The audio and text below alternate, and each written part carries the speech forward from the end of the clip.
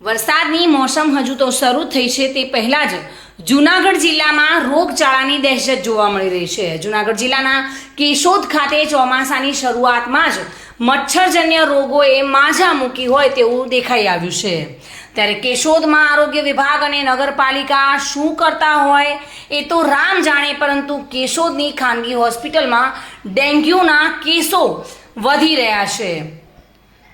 ત્યારે આવા બાબતે જવાબદાર કોણ છે તે મોટો પ્રશ્ન છે। વરસાદની સિઝનની શરૂઆત થઈ જતાં જ નગરપાલિકા તંત્રની પ્રી મોન્સૂન કામગીરી તો કાગળ પર દેખાઈ હતી તેવું લાગી રહ્યું હતું, અને હાલ આ વરસાદને લઈને મચ્છરજન્ય રોગોએ માથું ઊંચક્યું છે, અને હજુ વધુ આ રોગ વકરે તે પહેલાં જ તંત્રએ કામે લાગવું જોઈએ તેની માંગ ઉઠી છે। રાવલિયા મધુ સાથે bureau report, today Gujarati news.